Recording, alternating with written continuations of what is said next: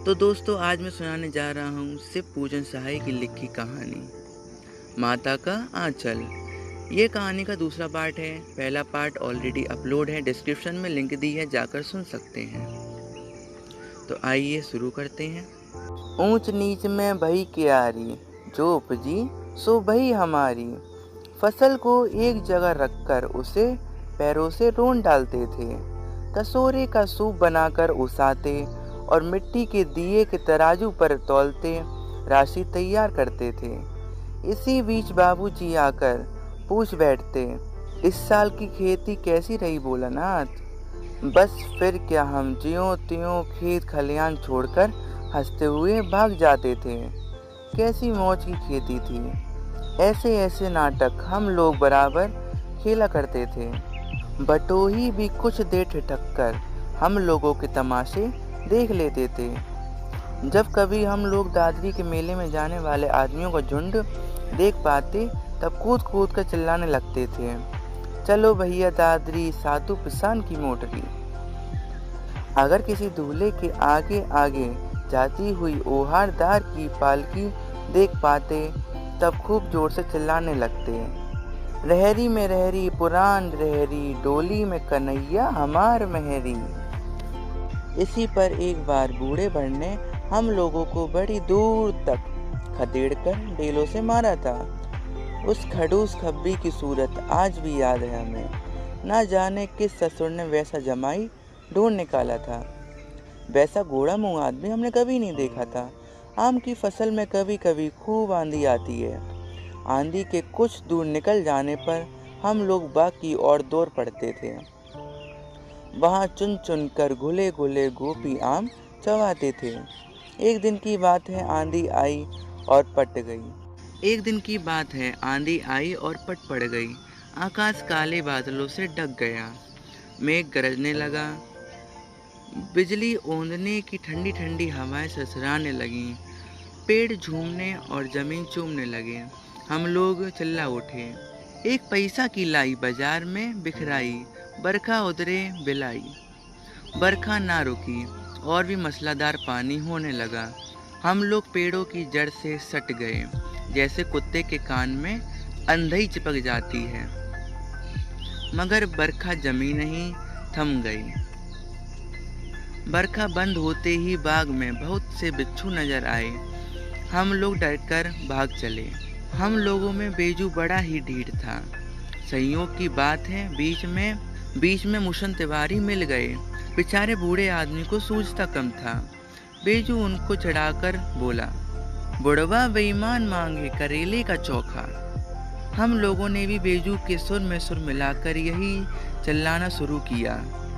मुशन तिवारी ने बेतहाशा खदेड़ा। हम लोग तो बस अपने अपने घर की ओर आंधी हो चले। जब हम लोग ना मिल सके तब तिवारी जी सीधे पाठशाला में चले गए। वहाँ से हमको और बेजू को पकड़ लाने के लिए लड़के गिरफ्तार वारंट लेकर छूटे। इधर ज्यों ही हम लोग घर पर पहुँचे त्यों ही गुरुजी के सिपाही हम पे टूट पड़े। बेजू तो 9-11 हो गया, लेकिन हम पकड़े गए। फिर तो गुरुजी ने हमारी खूब खबर ली। बाबूजी ने यह हाल सुना, वह दौड़े हुए पाठशाला में आए। गोद में उठाकर हमें पुचकारने और फुसलाने लगे, पर हम दुलारने से चुप होने वाले में से नहीं थे। रोते रोते उनका कंधा आंसुओं से तर कर दिया। वह गुरुजी की चिरोरी करके हमें घर ले चले। रास्ते में फिर हमारे साथी लड़कों का झुंड मिला। वो जोर से नाचते और गाते थे, माई पकाई गरर गरर पूगा, हम खाए पूगा, ना खेलब जुआ। फिर क्या, हमारा रोना धोना भूल गया। हम हट करके बाबूजी की गोद से उतर पड़े और लड़कों की मंडली में मिलकर लगे वही तान सुर अल्पलाने। तब तक सब लड़के सामने वाले मकई के खेत में दौड़ पड़े। उसमें चिड़ियों का झुंड चर रहा था। वे दौड़ दौड़ कर उन्हें पकड़ने लगे, पर एक भी हाथ न आई।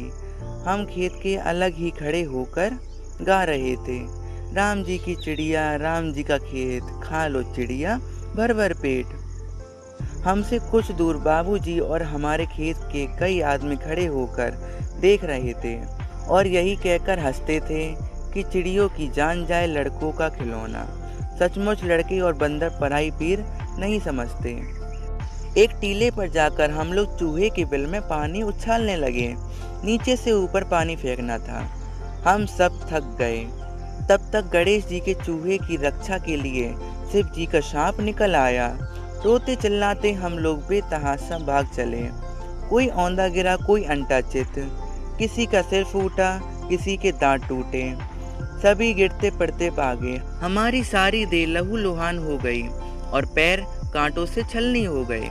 हम एक सुर से दौड़े हुए हम घर आए। बाबूजी बैठक में बैठे हुक्का गुड़गुड़ा रहे थे।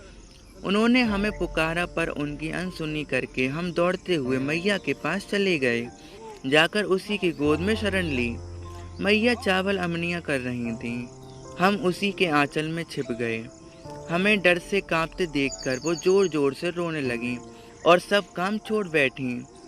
अंधीर होकर हमारे भय का कारण पूछने लगीं। कभी हमें अंग भर कर दबाती और कभी हमारे अंगों को अपने आंचल में छिपाकर हमें चूम लेती। बड़े संकट में पड़ गईं। झटपट हल्दी का पिसान हमारे घावों पर थोपी गई। घर में कोहराम मच गया। हम केवल धीमे सुर से सा सा कहते हुए मैया के आंचल में लुके चले जाते थे। सारा शरीर थर-थर कांप रहा था। रोंगटे खड़े हो गए थे। हम आंखें खोलना चाहते थे पर वो खुलती ना थीं। हमारे कांपते हुए होठ को मैया बार बार निहार कर रोती और बड़े प्यार से हमें गले लगा लेती थीं। इसी समय बाबूजी दौड़कर आए। आकर झट से मैया की गोद से अपनी गोद में लेने लगे। पर हमने मैया के आंचल की प्रेम और शांति के चांदवे को नहीं छोड़ा। तो दोस्तों, इतनी थी ये कहानी अच्छी लगी है तो वीडियो को लाइक करें। माँ की कुछ यादें हैं तो कमेंट कर दीजिए और ऐसी ही इंटरेस्टिंग कहानियाँ सुनने के लिए